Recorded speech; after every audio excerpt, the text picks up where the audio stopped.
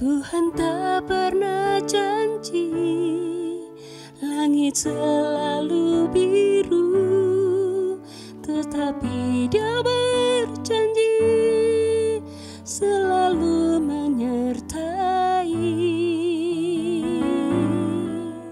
Tuhan tak pernah janji jalan selalu rata, tetapi Dia berjanji berikan kekuatan.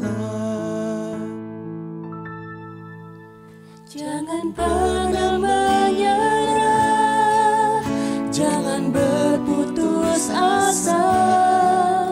Mujizat Tuhan ada saat hati menyembah. Jangan pernah menyerah, jangan berputus asa. Mujizat Tuhan ada bagi yang setia dan percaya.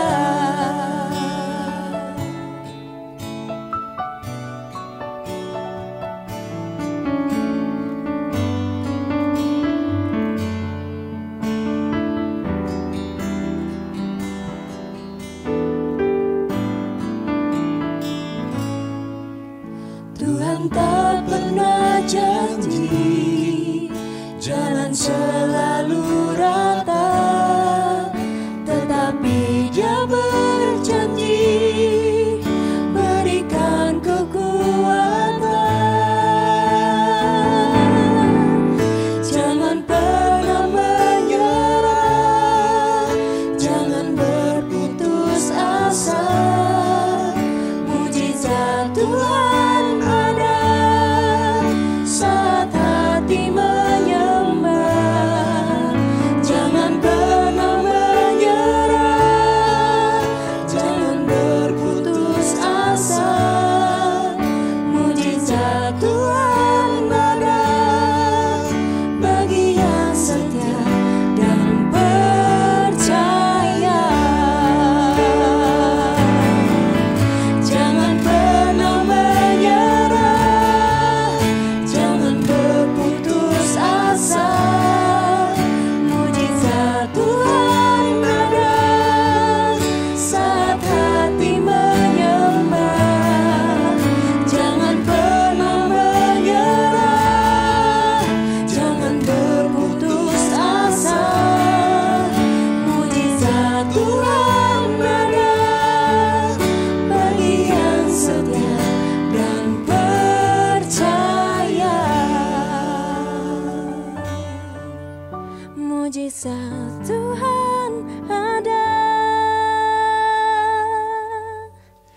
bagi yang setia dan percaya.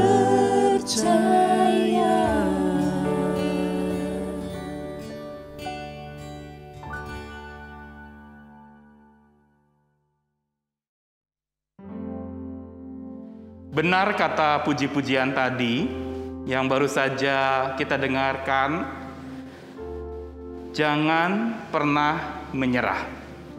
Ungkapan ini adalah ungkapan dan nasihat yang sering didengung-dengungkan belakangan ini. Jangan pernah menyerah, jangan pernah menyerah, jangan pernah menyerah. Tapi apa alasannya? Apakah itu hanya sekedar sugesti diri, meyakinkan diri bahwa iya deh saya tidak menyerah, saya tidak menyerah. Kalau hanya sugesti diri, tidak kuat untuk kita tidak menyerah kalah. Tetapi lagu tadi mengatakan bahwa alasan kita untuk jangan pernah menyerah adalah karena Tuhan tidak pernah janji langit selalu biru, tapi Dia berjanji selalu menyertai. Saudara, inilah sebenarnya kekuatan kita untuk tidak pernah menyerah kalah pada keadaan. Sudah sekian lama bukan? Berjalannya pandemi ini memasuki tahun kedua dan mungkin akan ada tahun ketiga, keempat, dan seterusnya. Ada satu kata lagi selain jangan pernah menyerah, yaitu kata yang cukup viral. Bouncing back. Memantul kembali. Dan saudara, memantul kembali atau bouncing back ini adalah sebuah kata penyemangatan. Kalau tadi nasihat jangan pernah menyerah, maka bouncing back ini sebuah nasihat untuk supaya kita berjuang lagi. Kita melakukan lagi tugas-tugas kita. Tidak hanya berhenti sampai tidak menyerah kalah, tapi maju lagi. Memantul kembali. Yang berarti, saudara, di situ perlu ada daya juang yang lebih tinggi dari yang sebelumnya. Menarik lagi adalah kata mantul. Kalau viralnya hari ini, kata mantul ini seringkali diajukan oleh banyak anak-anak muda dengan jempolnya. Mantul artinya apa? Mantap betul. Saudara, memang untuk supaya hidup kita mantap betul, kita perlu memantul kembali. Dan untuk dapat memantul kembali, kita butuh mental yang kuat. Inilah yang akan kita renungkan bersama di dalam vitamin jiwa pada hari ini. Saudara, Brian Dyson, seorang CEO dari Coca-Cola Company, di dalam sebuah upacara commencement atau penyerahan sertifikat untuk siswa-siswa yang sudah lulus dinyatakan di dalam company-nya itu dengan perlengkapan buat mereka, dia menceritakan tentang kehidupan. Dan dia gambarkan kehidupan itu seperti orang sedang bermain bola. Ada 5 buah bola. Yang 4 dari kaca, yang 1 dari karet. Yang dari kaca itu diberi nama health, kesehatan. Yang kedua friend atau friendship, persahabatan. Yang ketiga family atau keluarga. Dan yang keempat spirit, semangat. Brian Dyson mengatakan bahwa ketika keempat hal ini jatuh, rapuh, pecah, dan itu seperti bola kaca yang memang sulit diperbaiki.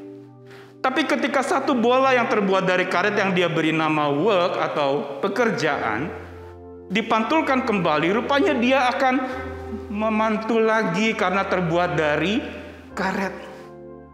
Apa yang dikatakan Brian Dyson adalah sebuah realita.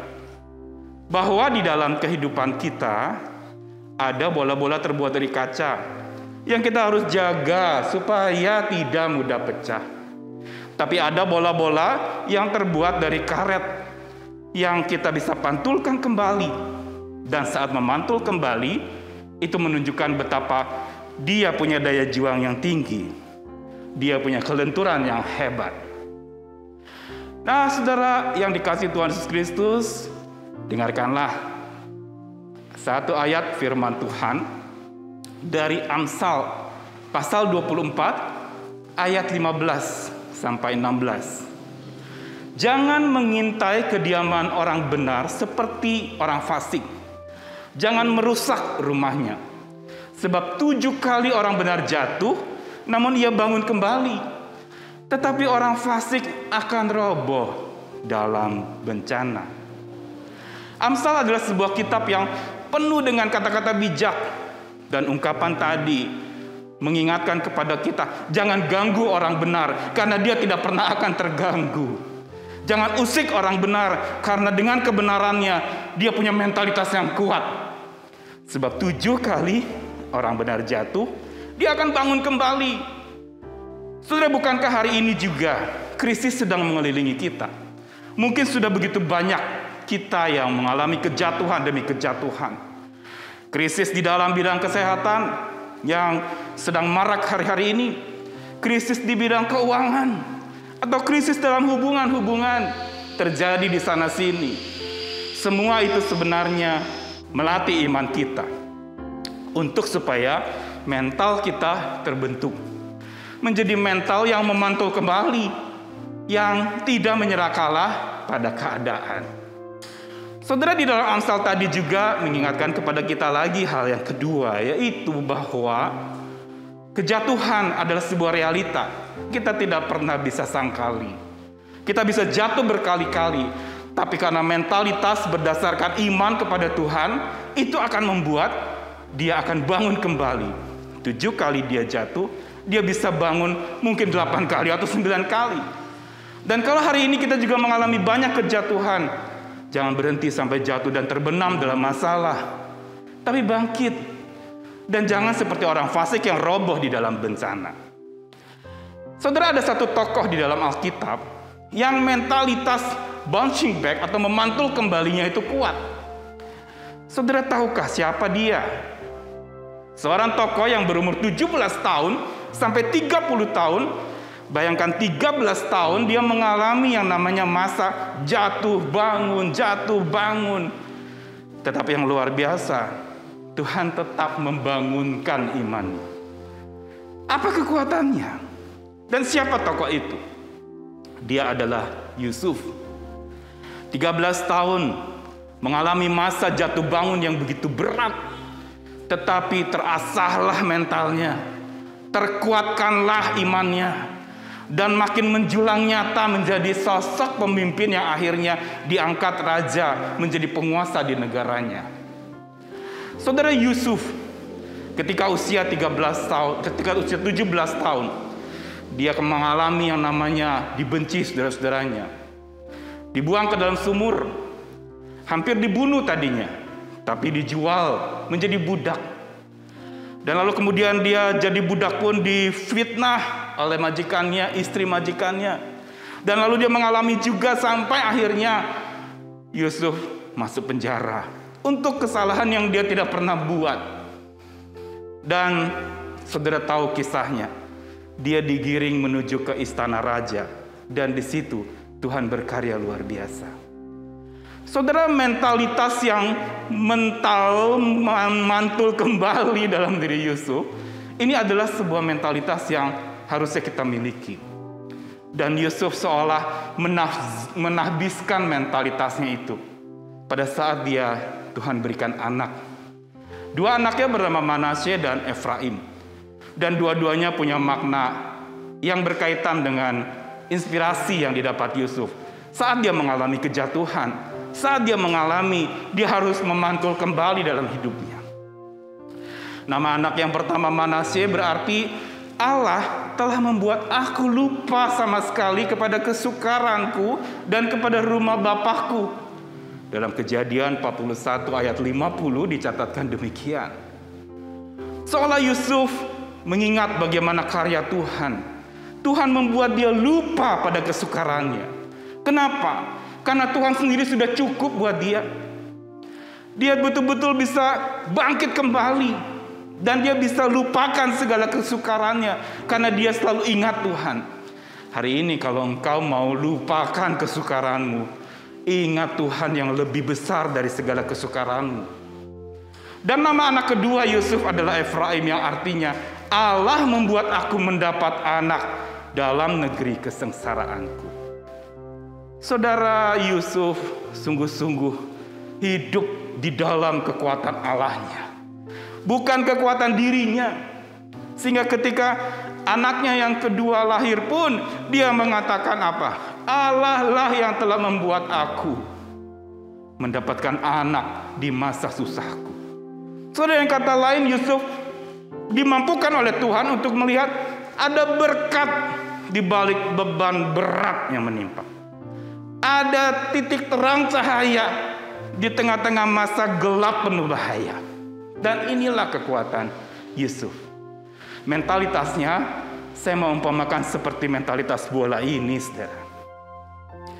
Ada 3 hal tentang bola yang memantul kembali ini. Pertama, kenapa dia memantul kembali? Saudara, pertama-tama karena bahan dasar pembuatannya ini dari karet. Sehingga ketika dia memantul kembali dan lalu kemudian dia bisa naik lagi. Saudara, karena bahannya dari karet. Ada kelenturan di sana. Yang saya mau katakan, inilah mentalitas adaptif. Kemampuan menyesuaikan diri dengan keadaan. Charles Darwin pernah mengatakan bahwa orang yang bisa bertahan adalah orang yang dia akan mudah menyesuaikan diri dengan keadaan sekitarnya.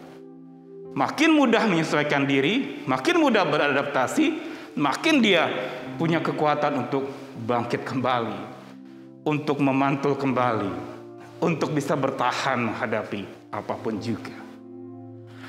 Saudara, belajar dari bola ini, belajar dari Yusuf, Belajar dari tokoh-tokoh yang pernah jatuh lalu bangun lagi. Dan lihat kelenturannya. Sama, kita juga bisa punya iman yang semacam ini.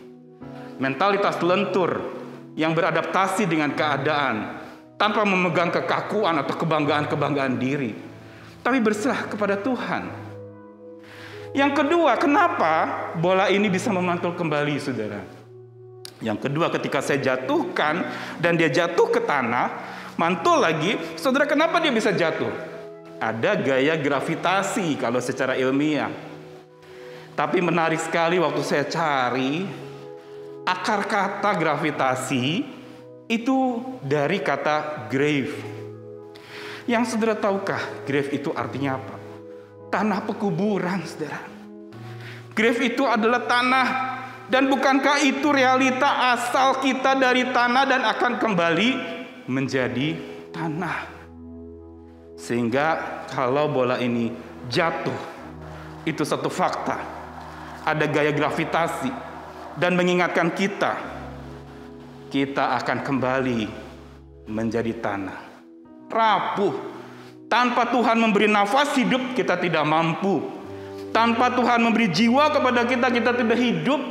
Tidak ada nyawa, ya sudahlah. Kita hanya tinggal jadi tanah.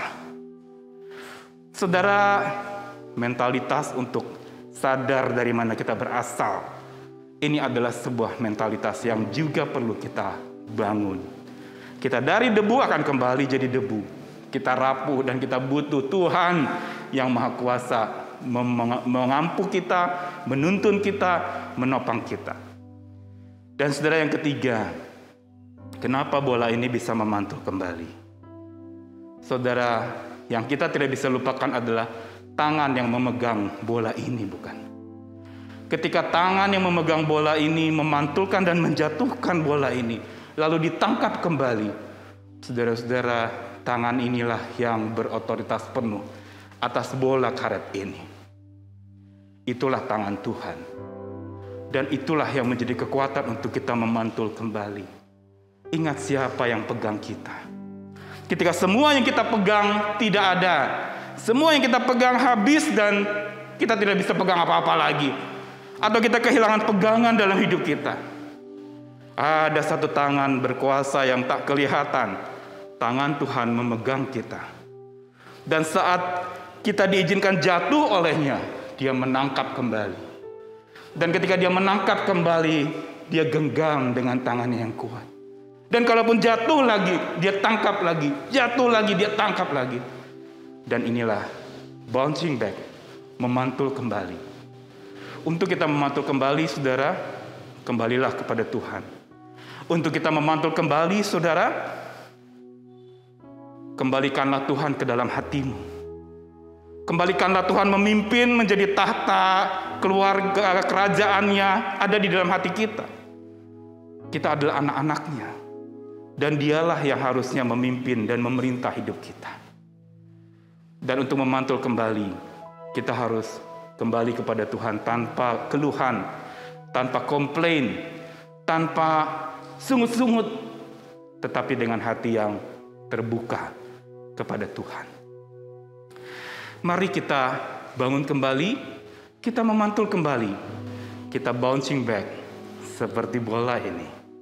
Ingat tangan Tuhan yang memegang, ingat dari mana kita berasal, dan ingat bahwa kelenturan harusnya menjadi mental kita hari ini. Tuhan memberkati kita semua dan marilah kita berdoa. Bapa Surgawi, hidup kami ada di dalam tangan-Mu. Kami digenggam dan dipeluk oleh-Mu. Dan itu sesungguhnya sudah cukup. Tapi seringkali kami merasa tidak pernah cukup. Kami ingin sesuatu yang sementara padahal Engkau sediakan yang kekal. Kami inginkan sesuatu yang fana bisa binasa, tetapi Engkau sesungguhnya sediakan yang abadi dan tidak pernah bisa binasa. Yaitu kasih-Mu, anugerah-Mu, keajaiban cinta-Mu, itulah yang membuat kami dapat terus bertahan dan berjuang. Tuhan, biarlah nasihat jangan menyerah itu bukan sekedar nasihat belaka, tapi boleh menjadi penyemangat kami, karena alasan kami tidak menyerah adalah karena Tuhan punya rencana atas hidup kami. Tuhan pegang kendali atas segalanya. Tuhan selalu beri kekuatan kepada kami untuk supaya bisa berjuang lagi, memantul kembali, dan melakukan tugas kami tetap kehidupan terus berjalan pada saat kondisi dan persoalan tak henti menimpa. Kami mau belajar dari Yusuf yang mengalami jatuh berulang kali, tapi dia juga bangun dan bangkit kembali berulang kali. Mampukanlah kami ya Tuhan untuk mengalami itu di dalam masa-masa seperti sekarang ini. Saat krisis mengelilingi kami, ingatkan kami bahwa Tuhan Allah kami, Yesus Kristus penolong kami, dan Roh Kudus penghibur kami, itu mengelilingi kami jauh lebih kuat dari krisis-krisis yang ada di sekeliling kami. Ya Tuhan, ini kami berserah diri. Bentuklah, tundukkanlah, dan buat hati kami selalu berserah kepada Tuhan. Di dalam kasih Kristus Yesus, kami bersyukur, kami mau berjuang lagi. Amin.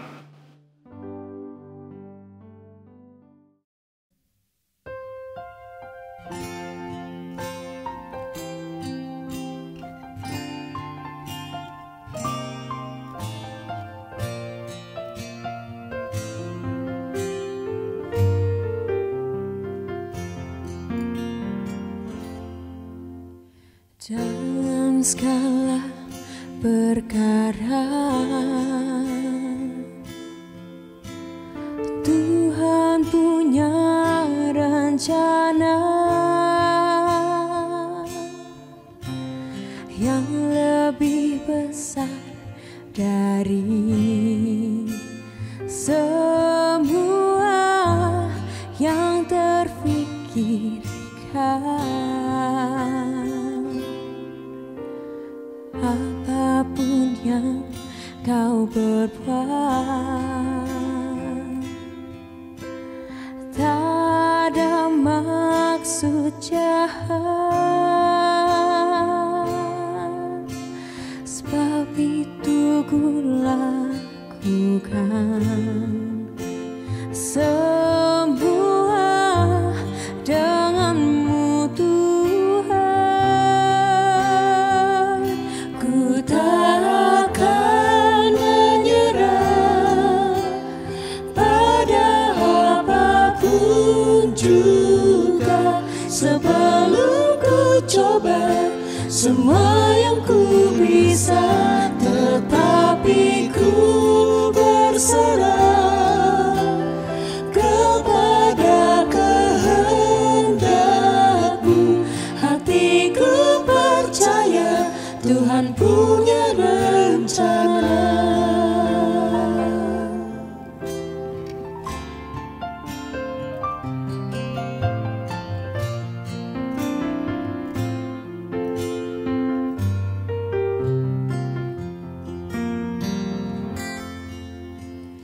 Apapun yang kau berbuat, tak ada maksud jahat, sebab itu ku lakukan semua denganmu Tuhan. Ku takkan menyerah pada apapun juga, sebelum ku coba semua yang ku bisa, tetapi ku berserah kepada kehendak-Mu. Hatiku percaya Tuhan punya rencana. Ku takkan menyerah pada apapun juga, sebelum ku coba semua yang ku bisa, tetapi ku berserah